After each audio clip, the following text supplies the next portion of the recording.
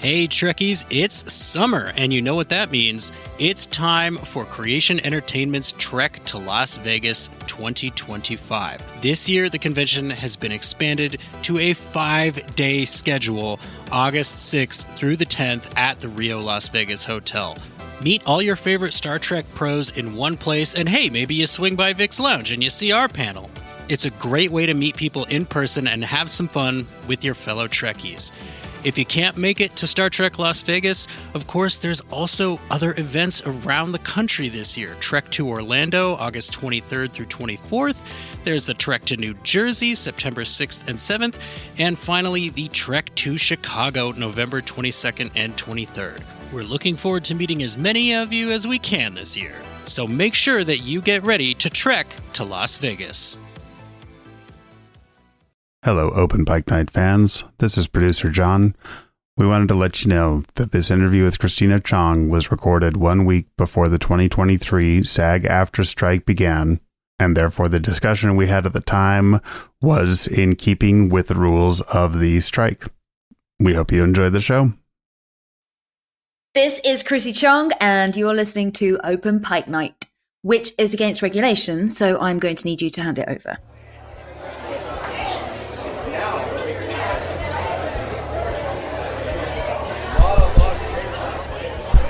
Is this thing on?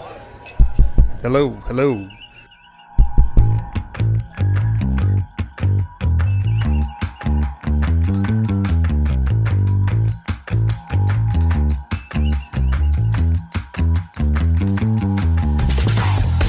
Welcome to Open Pike Night, the podcast where your personal logs are the prime directive.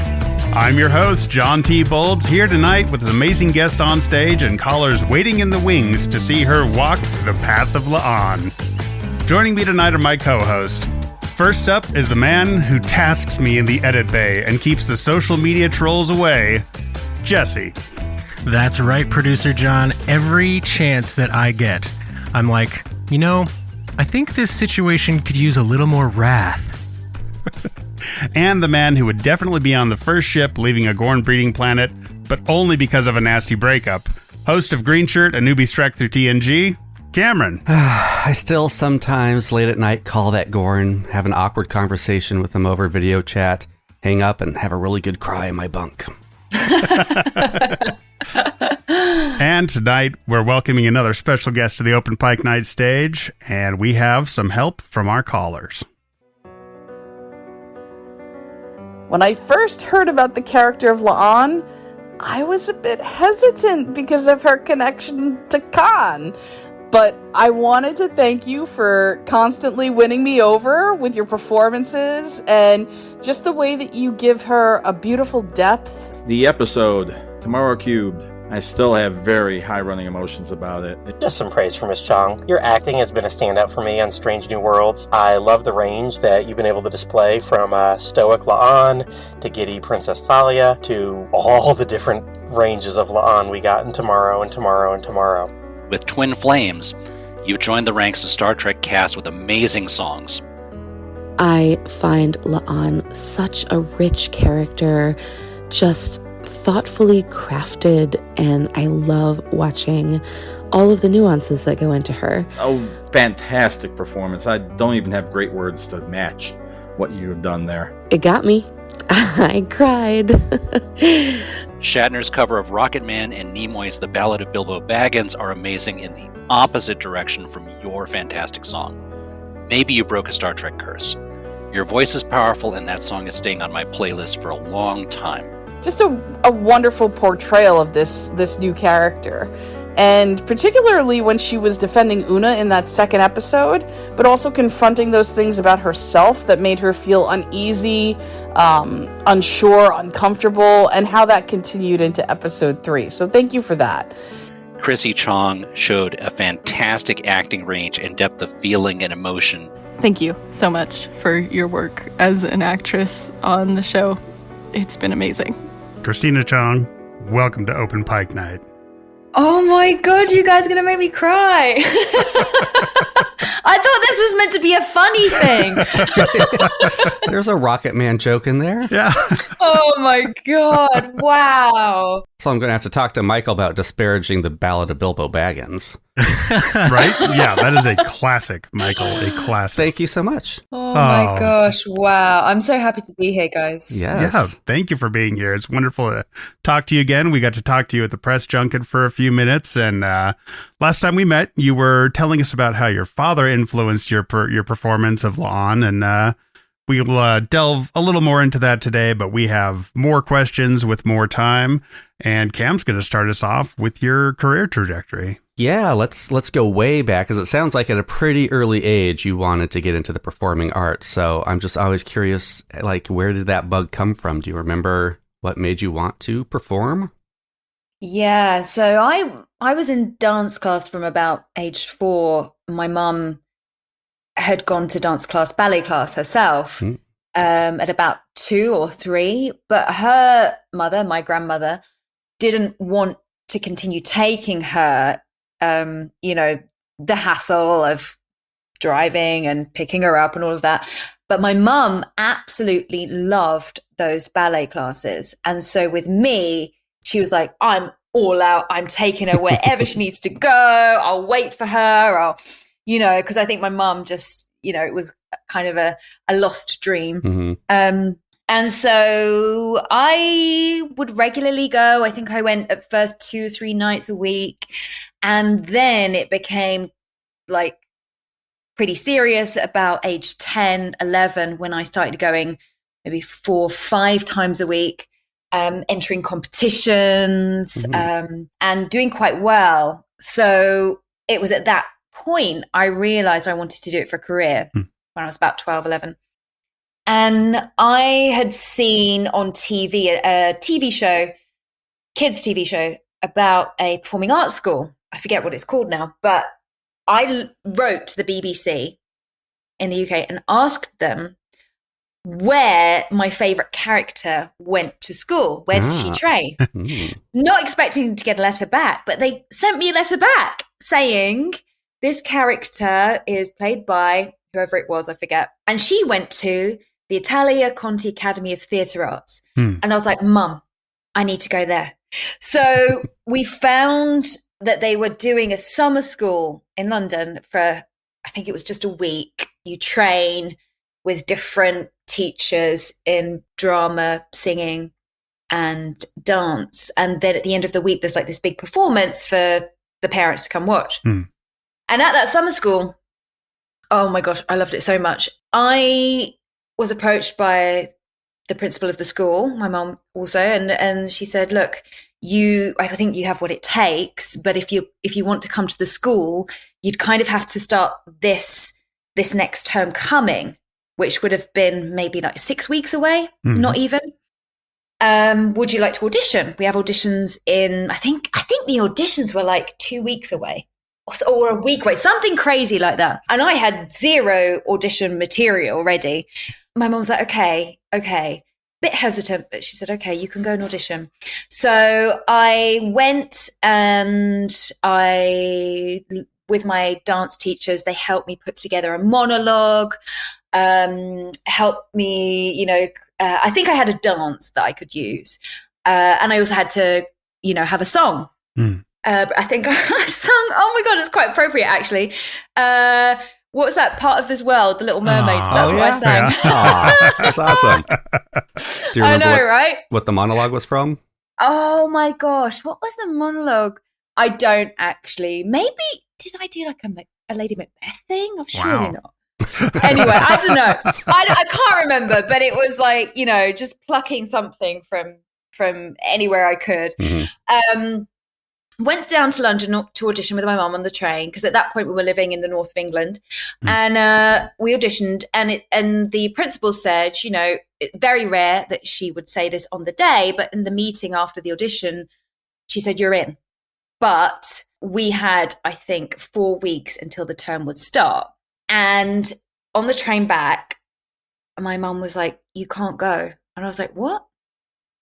We don't have the money to send you. It's like £3,500 a term, which is like over £10,000, which at that time would have been about $20,000. And so I was absolutely distraught. And I remember distinctly remember, absolutely being in floods of tears, begging my mum every day, Mum, there's got to be a way to do this.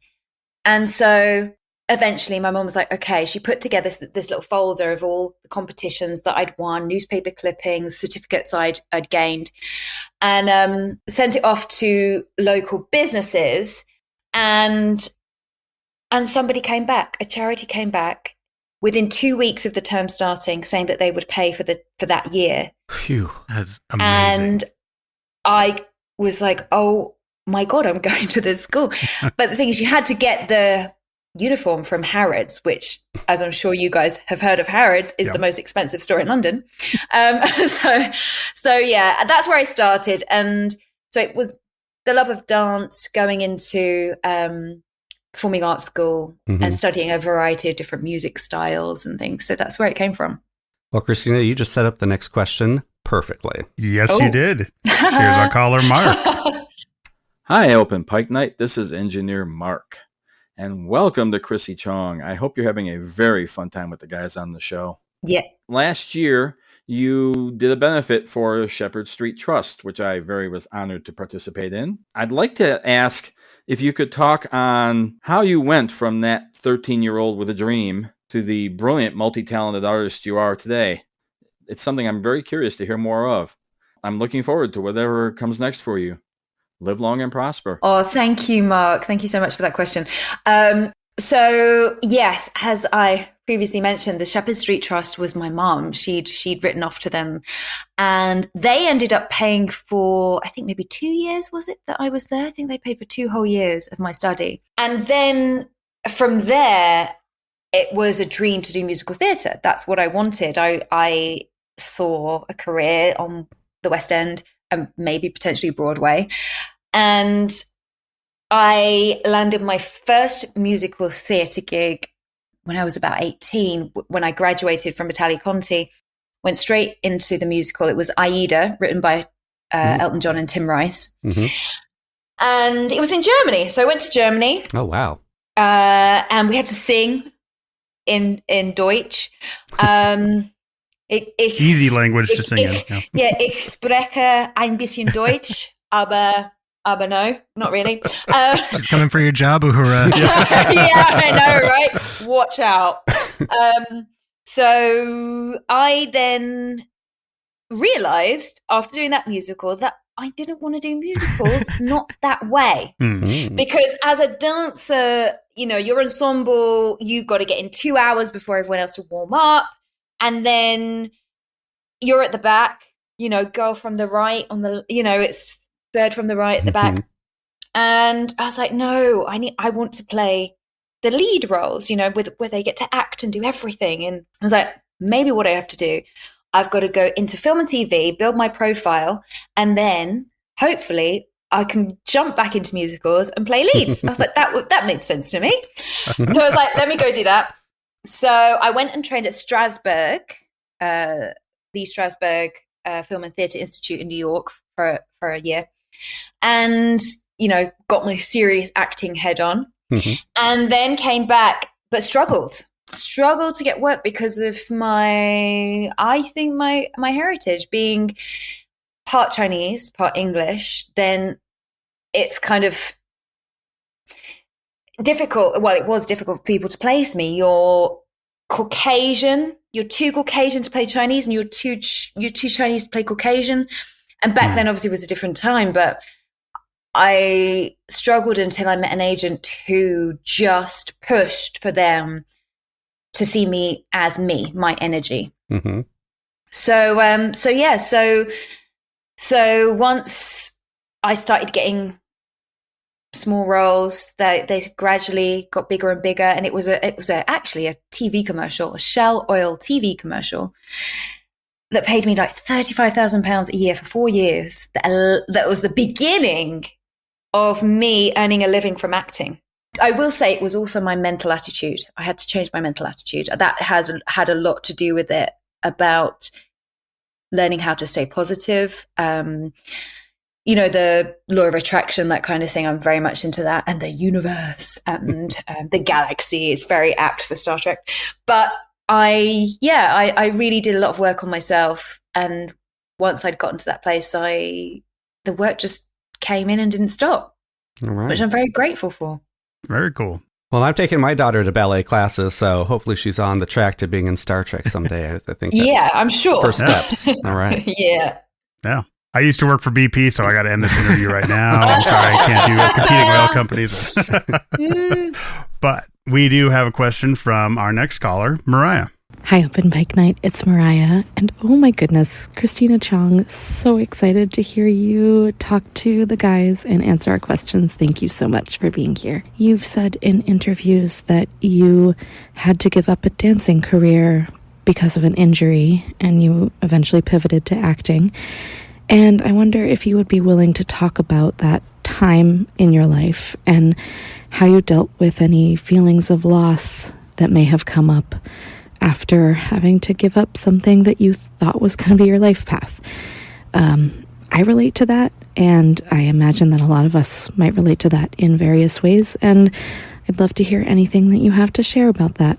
Thank you so much, and live long and prosper. Thanks, Mariah. So good job I didn't cover that section in the previous question. Yeah. I'm good at this. Right, I'm really sorry, are. guys. You're very I'm good at very this, good at this. So, that was actually a bigger factor in the whole equation. I had a hamstring injury, and it was a mixture of, I think, wear and tear, but also because when you dance, especially in a show, you're always doing it on the same side. And unless you're aware of training the other side as well, equally as much, and rehearsing on the other side, then one side of your body is all. I remember I had to do this big leg for this dance that I had, big leg right up by my ear.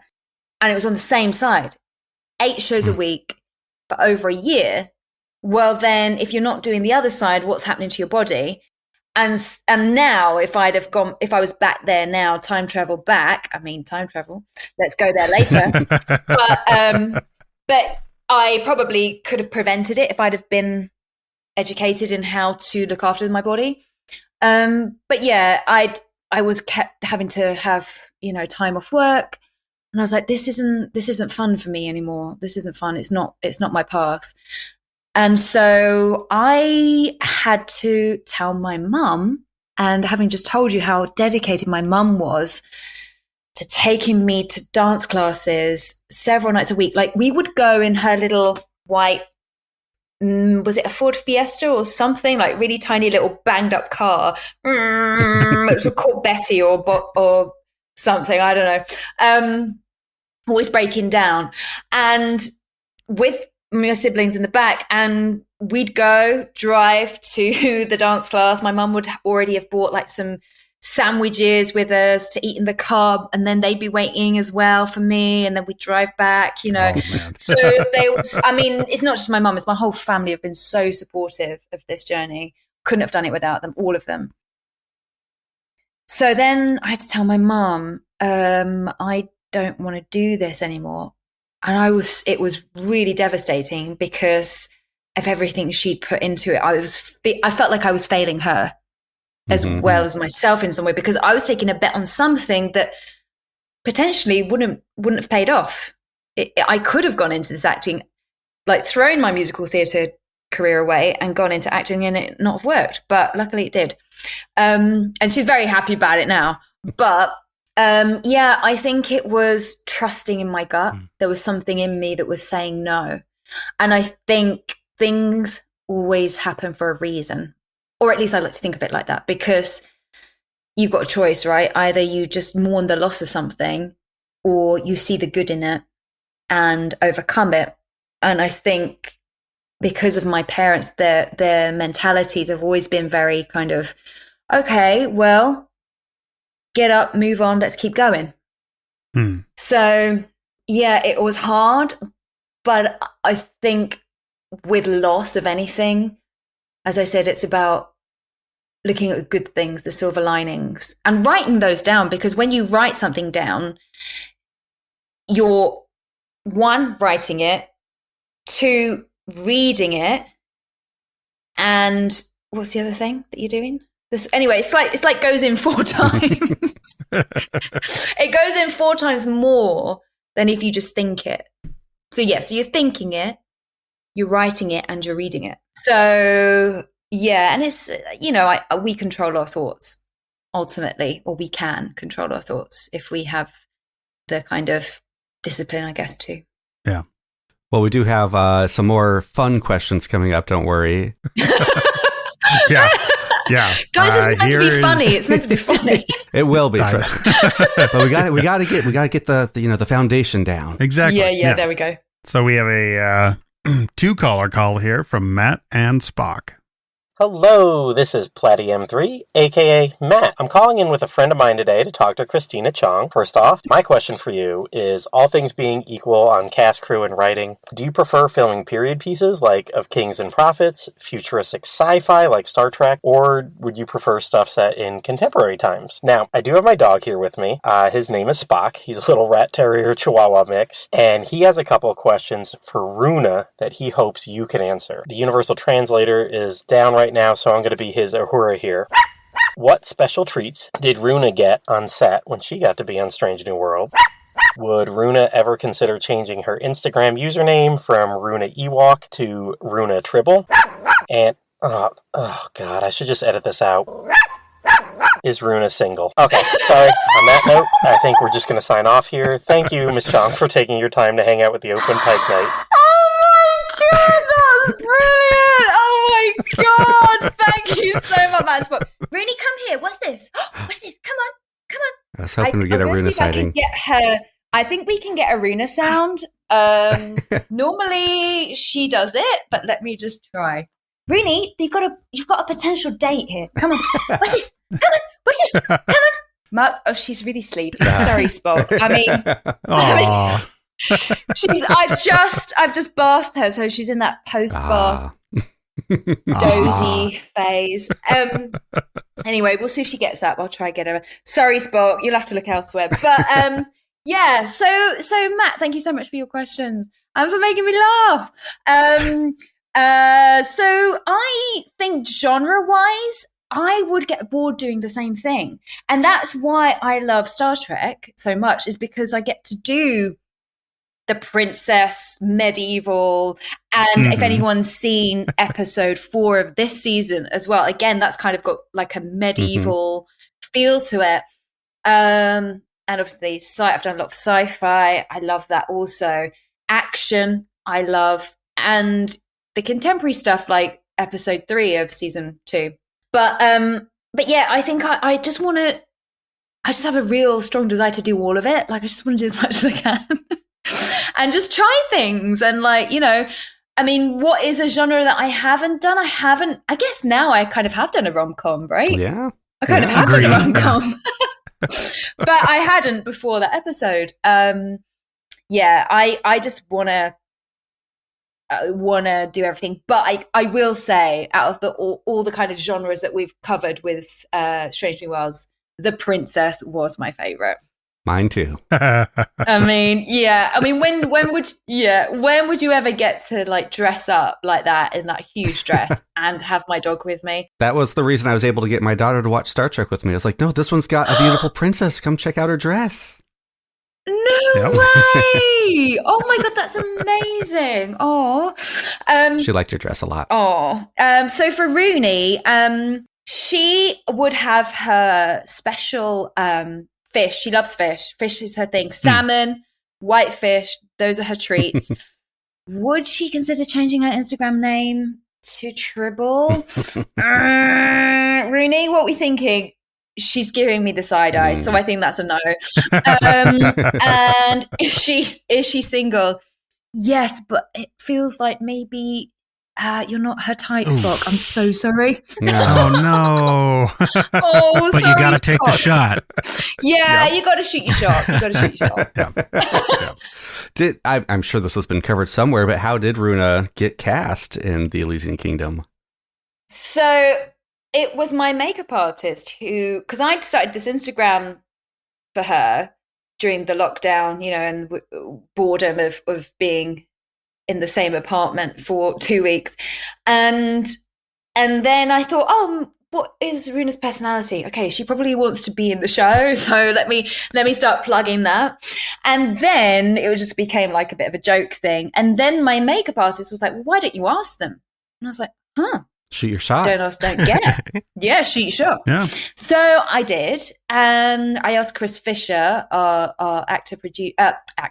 I'm sure he can act, but director producer Chris Fisher, and he was like, "Is this like a morale thing, or you know?" And Celia was behind me, and she was like, "We all want Runa in the show." And Fisher was like, "Okay, cool. Let me ask Henry." So then Henry was asked, and then Henry asked Anitra, who was writing that episode, if she could fit it in.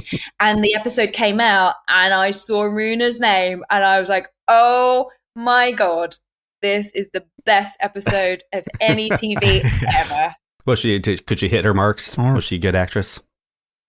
I will tell you, that episode, none of us kind of really knew if we were hitting it, because hitting the mark, because like it's a new character, and you know we didn't really know what we were doing, and we were all kind of saying to each other, have you got any feedback, like what where are we pitching this, like are we going all out like kind of children's storybook, you know, over the top, or are we making it more grounded, what are we doing? And I was like, I don't know, nobody knew if they were doing it right or not.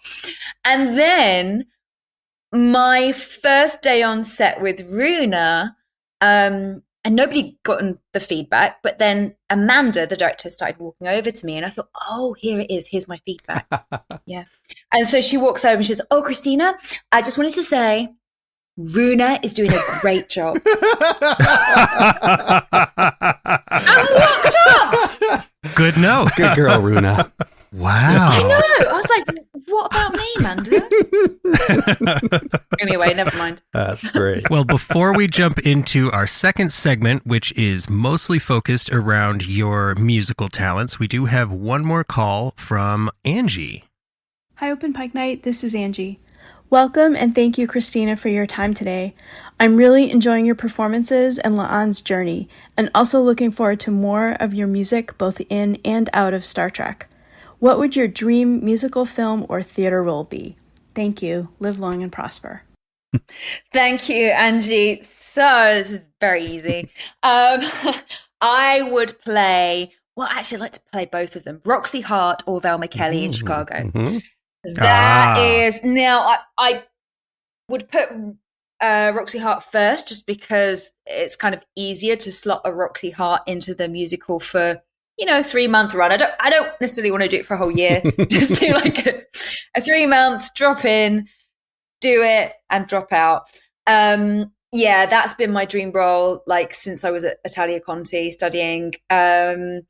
And last year, actually, when we went to New York for the premiere, I wasn't working 2 days before, so I managed to fly over a bit sooner than everybody else. And my acting coach, Ivana Chubbuck, worked with Pamela Anderson on her Roxy Hart on Broadway, and managed to get me a ticket, a house seat, to go watch Pamela Anderson play Roxy Hart. And I was just like, oh my goodness, it's all kind of coming 360, everything, you know. And obviously I'd had the idea of the bringing music into my life, and I was like, oh my goodness, maybe this is within reach now, you know. Yeah. So that would be my dream role, and I'd love to do like a new musical as well. That would be cool. Do something that's original. Twin Flames, the musical.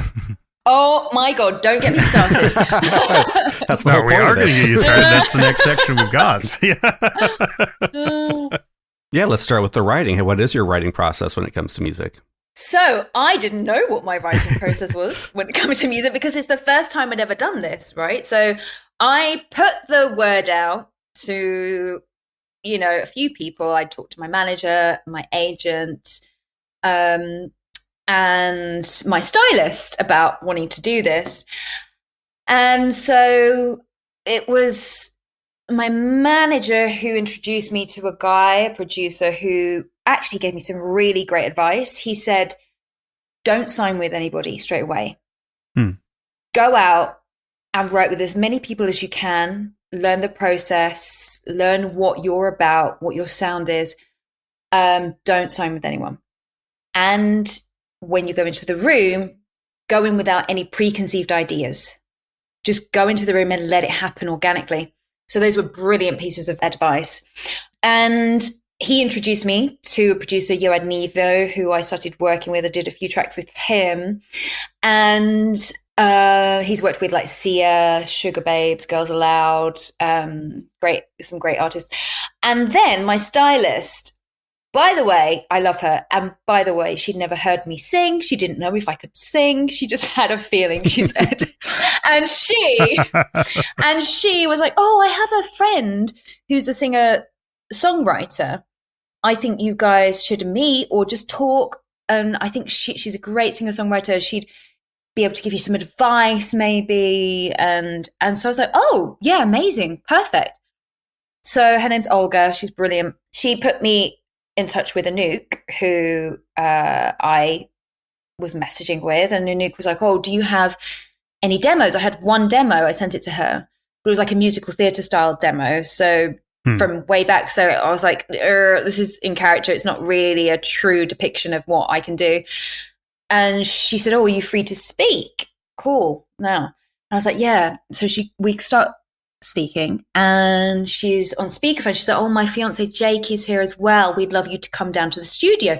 So this Jake, I didn't know who this Jake was. Jake. And then Jake Gosling. And so when I looked it up after, I was like, oh my God, this guy's like huge. He's like Ed Sheeran's producer. He's worked with anybody who's anybody. Everybody who's anybody. Can we go back on that?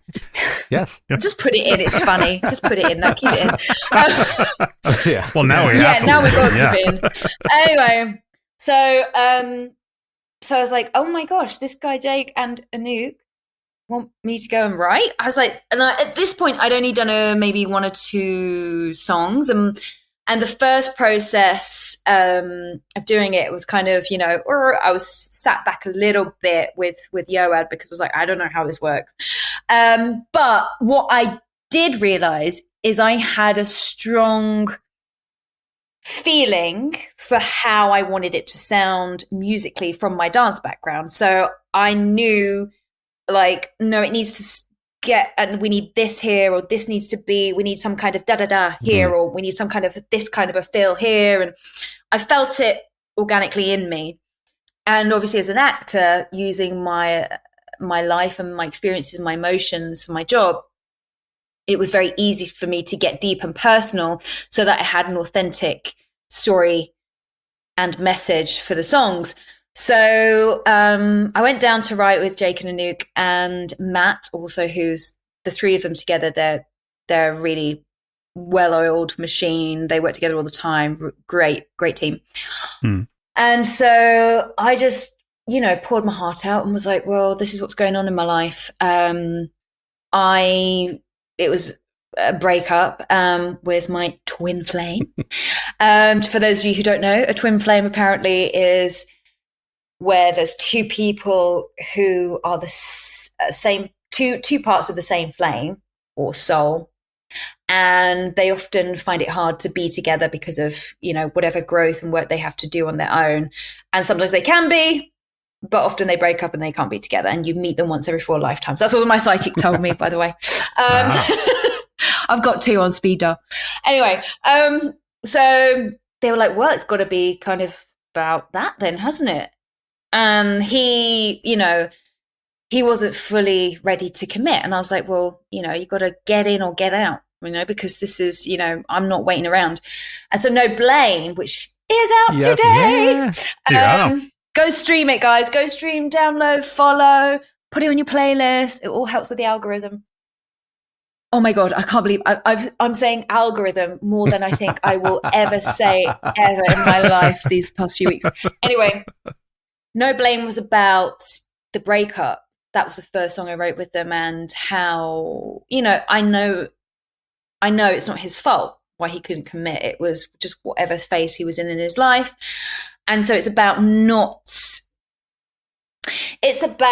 taking responsibility is what it is for your emotions. And yes, this happened, but don't worry, it's fine. Letting you go with love kind of thing. is what No Blame is about. It's really interesting that you say that, because it seems to fit perfectly with your process that you spoke on, changing careers. Like, you had to see it as a thing that you needed to mourn, but there was also a ton of positive that you knew would come out of it. So it seems like resilience and power are themes in your life. Yeah, you can say that again. Say that 3 times. That's not good podcast. So it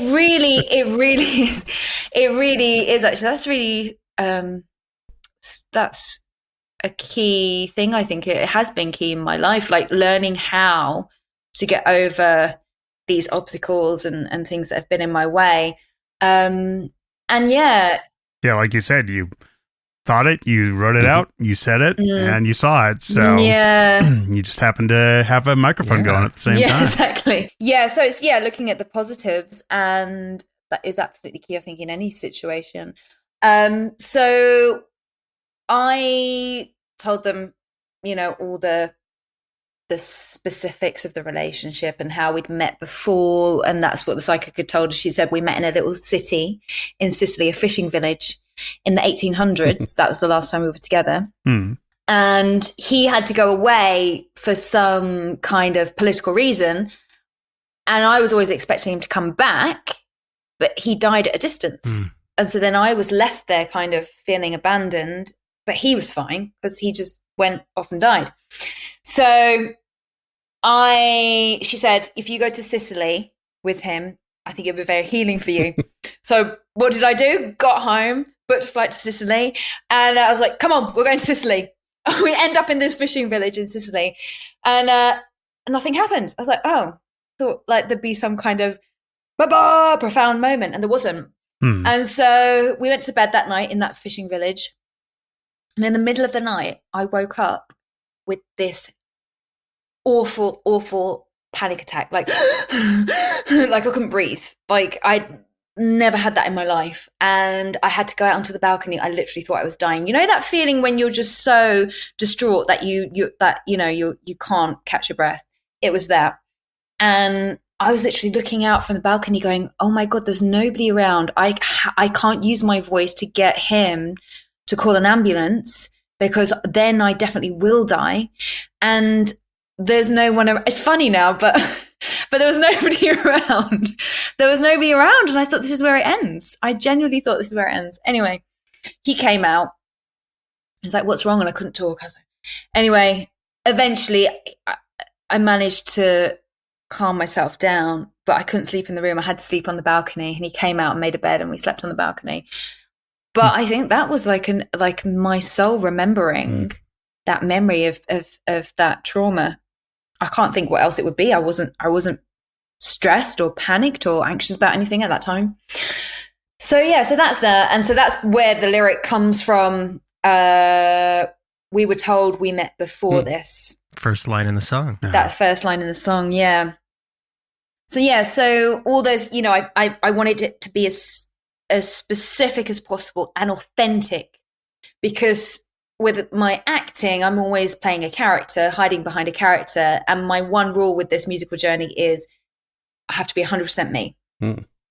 So, and different versions of me, different expressions and sides of me, but that's the one rule.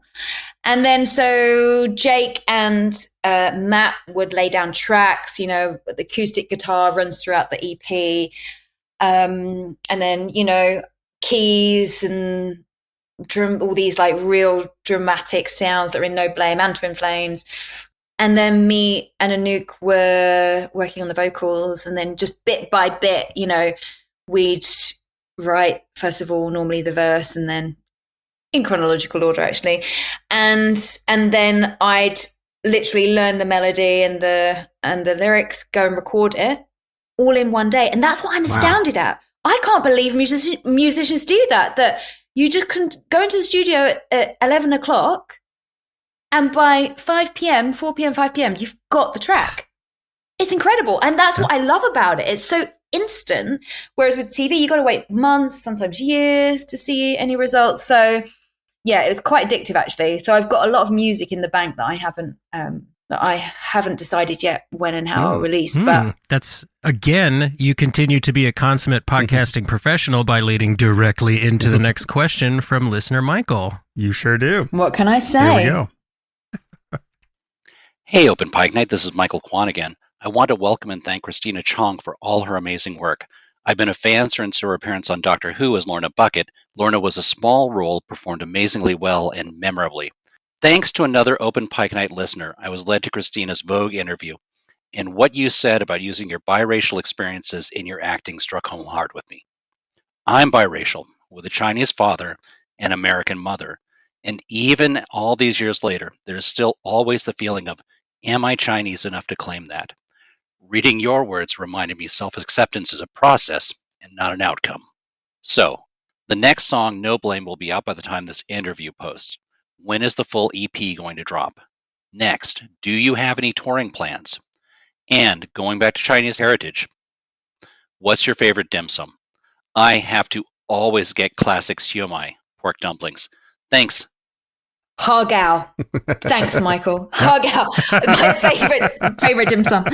But yeah, acceptance is a process. Yeah. So the full EP drops August 11th. But before that, we have one more song to kind of drop and have its moment called Can't Show Love. And then with the EP, the last song comes out alongside it, and that's called I Get to Choose. And it's a full circle, actually, and it wasn't planned like that. Because obviously, I said about how you go into the room and you just kind of see what comes out in that moment, what's the most pressing issue at that time in my life to write about. And we'd written No Blame. Then we wrote Can't Show Love, which is about healing. Then we wrote I Get to Choose, which is the kind of like being in this moment happy realizing you can be happy on your own and getting to that place. And then when we had those three songs, the last one we wrote, we were like, hang on a minute. This is like a full circle. If we wrote about the meeting and the passion and the love, we have everything. We have the whole gamut of emotions. So that is coming out August 11th. And then we're thinking about the live. I don't think necessarily a tour, but there will be, hopefully, if things go well, live performances. We're working on that. And yeah, that's all the questions, isn't it? It is. You nailed it. You did it. We do have one more question, actually, about names for other songs. So here we go. Hey, Chrissy, it's your castmate. I'll let you figure out which one. My question for you is, you are an incredibly talented singer, dancer, songwriter, and you play a character who has let her crewmates know on many occasions that she does not sing. But if La'an did sing, what would her debut single be called? Oh my God, Celia, I love you. That was actually Ethan Peck. Yeah, it was Ethan. What are you talking about? I'm still in the forgetting. Oh my God, Celia, I love you. Says the Grammy winner. All right. Oh my gosh. That's some high praise there. I know. So La'an's song,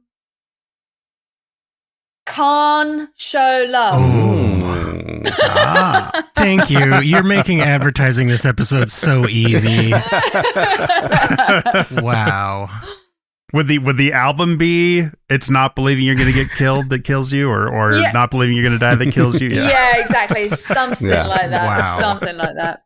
That was That's thank you both for that. That was really good. So we're going to move a little more directly into the world of Star Trek and Strange New Worlds now. And before we get to the caller questions, which just continue to be amazing, I have to ask, did you have a history with Star Trek before La'an? No, I didn't. Other than obviously being aware of it and, kind of seeing my brother watch it. But yeah, I had to do a lot of homework work before I got before I was doing the show, but also was very lucky in the way of Khan. There's not so much to watch. Yeah. Yep. And so, and La'an being a new character, so I was like, ha! I got it easy. But yeah, so yeah, I wasn't, but obviously now I'm a fan. And I became a fan, not just because I'm in the show, but because I realized what it stands for. The hope, the diversity, the inclusion. It's like so many of the things that I like to aim to embody in myself. So yeah. Very cool. Well, great. That leads, again, right into our first caller's question for this section. Hey boys, hey Chrissy. This is Tessa. I am StemFem Cosplay on Instagram. I have really loved La'an in this season. I did not expect to love her as much as I have so far. So, Chrissy, I was wondering what surprised you about La'an. What things did you end up liking about the character that you didn't originally like or expect to like as much? I love you guys. Bye. Thank you so much for your question. I think at first I thought, okay, but this is going off of the sides that I got for the audition, by the way. And whilst doing the first episode, I was like, okay, I play these characters a lot. These kind of sci-fi, serious, no mess, kind of get the job done. So I was like, okay, this is kind of, I'm doing the same thing I kind of always do. And then, although I was appreciative of being in the show, I was like,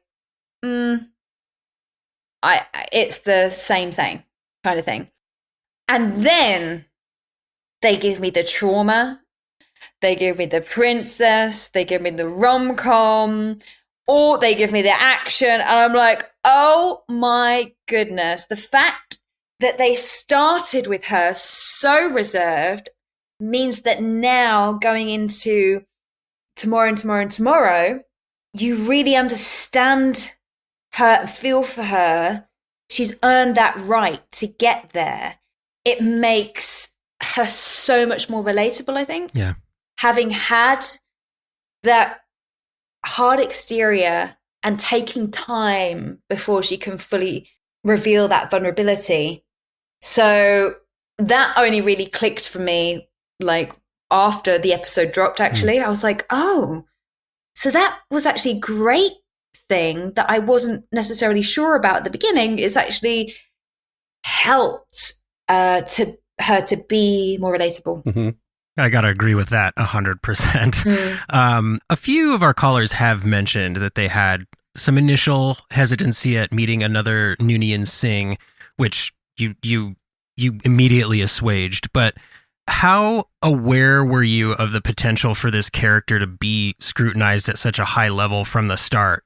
See, that's the thing. I wasn't aware because I wasn't aware of the whole Star Trek thing and how, you know, and I obviously heard and seen things online, but I was like, because I wasn't a Trek fan before, I didn't have any attachment to that feedback. So yeah, it was fine. And, you know, and then I've been getting messages since episode 3 of like people saying, I didn't actually like La'an. But after tomorrow, I love her. I was like, oh, I didn't realize so many people didn't like me. Well, I'm glad that didn't enter your atmosphere because, I mean, we all know that Trekkies are a very supportive group of fans, and some of us are very specific about what we need to see on screen. So, yeah, I'm glad that wasn't part of it. Editor's note, we ran a little bit over time with Christina, but we wanted to be absolutely sure that we had a chance to play every call that came in. So we are going to get through the next few calls. They'll just be a little bit quicker than the last couple. All right, here is Venus. Setting a scene. I am laying on my bed.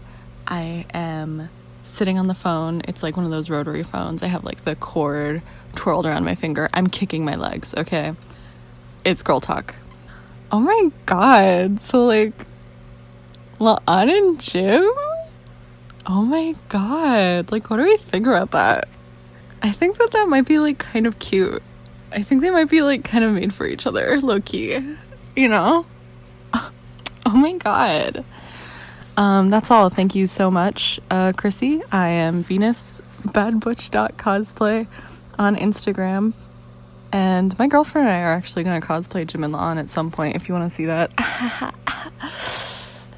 Oh my God, Venus, that's amazing. Yes, I agree with you. They are twin flames. Very good. And now we do have a call from our friend Michelle. There we go. Hey, Open Pike Night. A big thank you to Christina Chong for coming here and answering fans' questions. My question kind of ties into your own experiences as a performer, because I know that you have a bit of a eclectic background. You've done dance, you've done music, you've done acting. Is there anything, a hobby, a talent, something from your own life that you would like to see La'an maybe take on screen? Is there something, maybe to lighten it up? She can get a little heavy sometimes, right? Something that you would enjoy doing on screen as La'an that kind of comes from your own experience. Thanks so much again for coming on. Live long and prosper. Thank you, Michelle.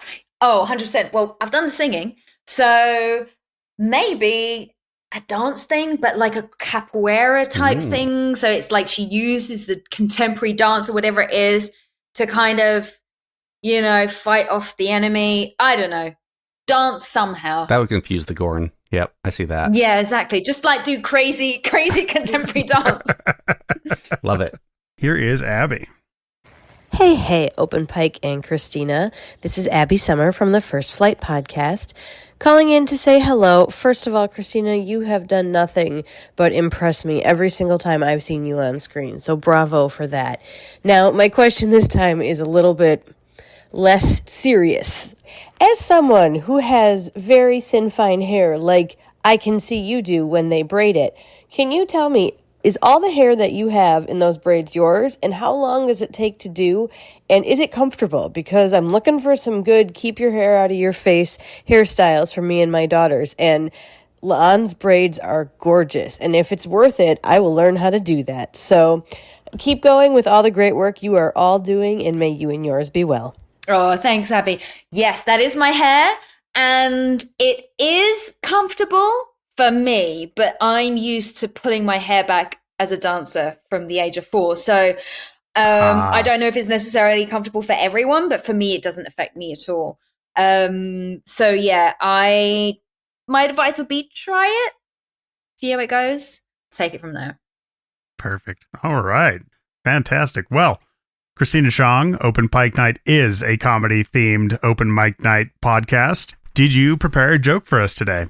So I'm going to have to do this really quick because it's quite long. So I'm going to go. When I was 16 years old, I was working. It's not a joke, by the way. It's just a story. But a real one, not a made-up one. So when I was 16, I was working at a Chinese restaurant in the pantry, and I got home really late, probably like midnight. My mom was in bed. My little sister was in bed. My dad and my older brother were working at a different restaurant. They were still working. Yeah. But my younger brother was up when I got back. He was watching TV in his bedroom. And when I opened the door, he was like, Chris, quick, come here, quick. So I ran upstairs. I was like, what? Panicked face. It's like, Chris, look at the TV. The world's going to end in 10 minutes. I was like, what? Anyway, on this TV show, it was like a news report, and this woman and this guy were on the news desk, like, and it's in America. And so, sorry guys, I just want to say to my family, I love you all, or talking to their kids, through the camera. And I was like, what? All these asteroids, this one asteroid was coming down to Earth, and it was showing a satellite picture of this asteroid coming down. I was like, oh my God, the world is going to end. Is an asteroid going to come down and destroy the Earth? I was like, oh my God. So I ran into my mum's room. My mum was fast asleep. I was like, Mum, I put her like, Mum, the world's going to end in 10 minutes. She's like, what? And she's like half asleep. And she's like, quick, get Lizzie out of bed. Go and get Lizzie. So I'm like, no, you go and get her. I only got 10 minutes left, Mom. I'm not getting my sister. So my little sister, she runs and gets my little sister out of bed, brings her into the bedroom. My brother were all in my mum's bed, watching this TV now in my mum's room. And we're watching it, and luckily, whoever it is, I don't know what military is shooting this down, but somebody managed to shoot this asteroid and make it kind of disperse. And it was like, oh my God, thank God for that. Thank God for that. Like, we're safe. Then it shows this news reporter looking at this computer screen, worried. And the camera turns to the computer screen and there's loads of asteroids coming down. And we were like, oh my God, oh my God. And they're like, oh my goodness, guys, there's so many coming down. Okay, so now we go back to the newsreaders and they're like, the world is ending. Thank you. We're going to stay with you till the end, all of this. And we're like, oh my God. My mum was like, I can't watch this. Turn the TV off. So my mum's TV turns off. We're all in her bed under the covers. And I'm thinking, oh my goodness, how is it going to happen? Is there going to be like loads of water? Are we going to drown? Is it going to be an explosion? Is the roof going to fall in? And my mum had looked outside the window and like everything seemed normal. There were people walking about in the street. And my mum was like, well, maybe they just don't know. And then we were changing the different channels and there was normal channels on the other networks, normal TV shows. We're like, oh my gosh, maybe they don't want to panic people.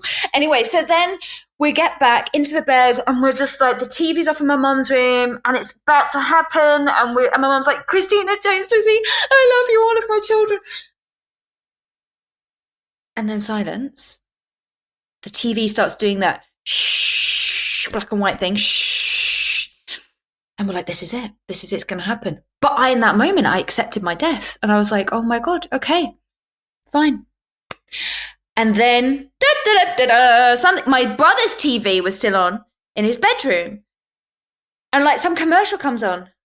And my mum's like, James, go downstairs and get the TV Weekly. And I was like, and James is like, no, I'm not coming. The asteroid's down there.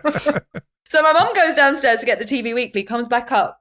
She's like, oh my God. We're like, what? It's a film! Without warning! And I was like, oh my God.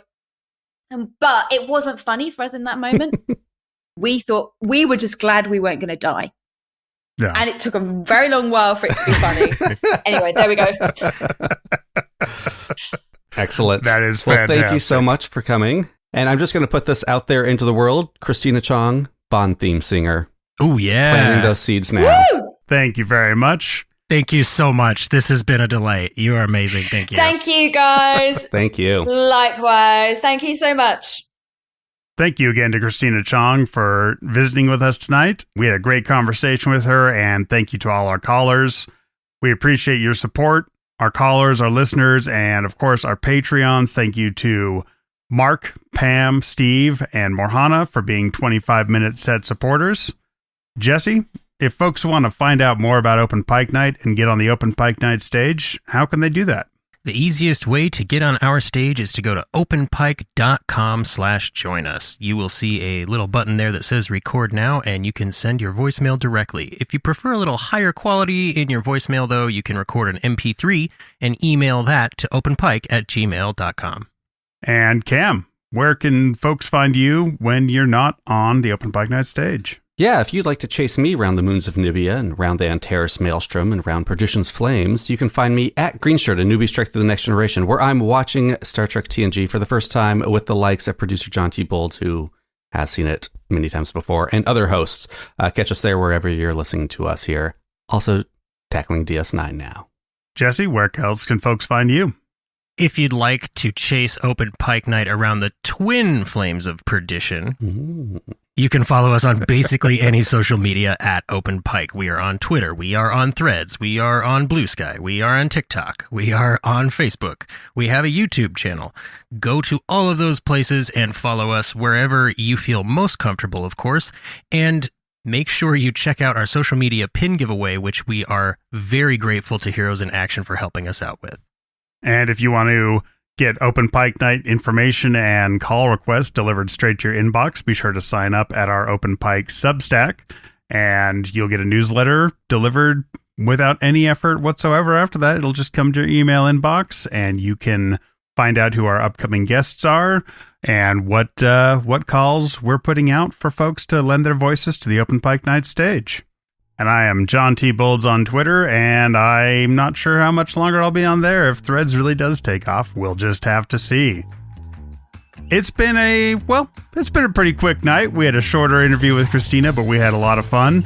So be sure to chug those drinks fast because we're going to do an early closing time. Be sure to tip your servers. You can go anywhere you want, but you can't stay here.